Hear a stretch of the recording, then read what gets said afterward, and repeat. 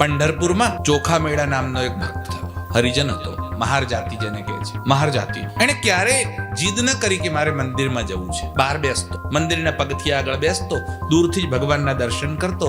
લોકો આવે, જૂતા ઉતારે, મંદિરમાં જાય, એ જૂતાને કાયમ સાફ કરતો.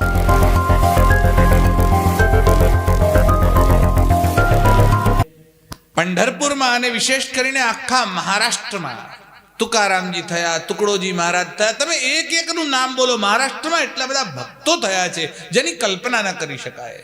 પૂર આવ્યું છે આખું મહારાષ્ટ્રમાં તો. અને મેં તમને કહ્યું, બ્રાહ્મણોનો જ અધિકાર છે એવું નથી, ભક્તિમાં બધાનો અધિકાર છે.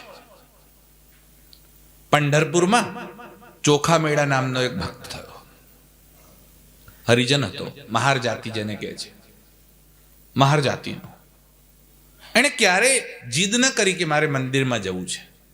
બહાર બેસતો, મંદિરના પગથિયા આગળ બેસતો, દૂરથી જ ભગવાનના દર્શન કરતો. લોકો આવે, જૂતા ઉતારે, મંદિરમાં જાય, એ જૂતાને કાયમ સાફ કરતો.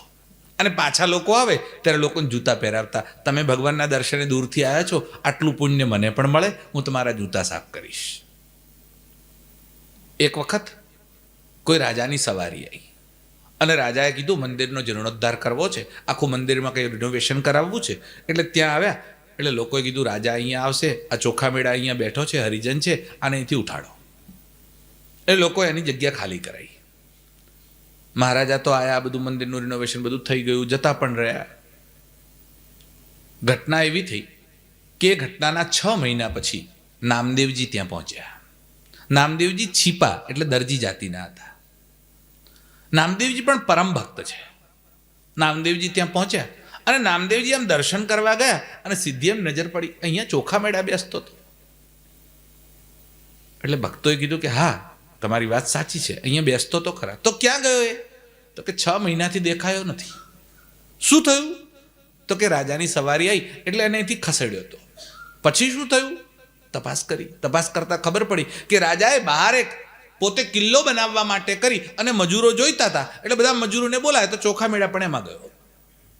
આ લોકો ખોદકામ કરતા હતા અને ઉપરથી આખી દિવાલ પડી અને સેંકડો મજૂરો અંદર દબાઈને મરી ગયા. એમાં ચોખા મેળા પણ મરી ગયો છે. નામદેવજીએ ભગવાનના દર્શન કર્યા, આંખમાં આંસુ આવ્યા. નામદેવજી કીધું, આવો ભક્ત માણસ, તમે એની સમાધિની કોઈ વ્યવસ્થા ન કરી. પણ મહારાજ સિરતે કરીએ. આટલું મોટું જે દિવાલને પહાડ પડ્યો છે કે પહાડ તૂટવાના કારણે કોના હાડકા છે એ ખબર પડે, માથા ઓળખાતા નથી કોઈને. નામદેવજી કીધું, મને લઈ ચાલો. અને નામદેવજીને લઈને ત્યાં ગયા. ત્યાં જોયું તો બધો વેર વિખેર બધું હતું. બધું ખોલ્યું, કાઢ્યું, અંદરથી હાડકાના ઢગલા નીકળવા માંડ્યા. હવે તો બોડી તો રહી નહોતી, બધા હાડકા હતા. નામદેવજી એમ હાડકું પકડે, કાન ઉપર લગાડે અને એક બાજુ મૂકે. એક એક હાડકું પકડે, કાન ઉપર લગાડે, બાજુમાં મૂકે. એટલે પેલા લોકોએ કીધું, શું કરો છો? બોલે, ચોખા મેળાના હાડકા અલગ કરું છું. તમને કેવી રીતે ખબર પડી કે આ ચોખા મેળાના હાડકા છે? તો કે જે હાડકામાંથી વિઠ્ઠલ વિઠ્ઠલ અવાજ આવતો હોય ને, એ હાડકું ચોખા મેળાનું છે.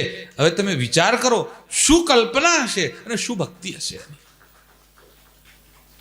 અને ચોખા મેળાના હાડકા એક એક લઈ આમ ચેક કર્યા અને વિઠ્ઠલ વિઠ્ઠલવાળા હાડકા ભેગા કર્યા. પોતાના માથે આમ ટોપલો લઈને આવ્યા અને જ્યાં ભગવાનનું પહેલું પગથિયું છે એ પગથિયા ઉપર સમાધિ કરી અને ચોખા મેળાની સમાધિ આપી.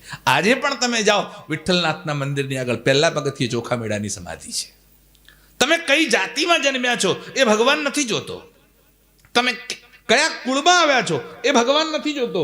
તમારી ભક્તિ ભગવાન જોવે છે. ભક્તિ પ્રિયો માધવ.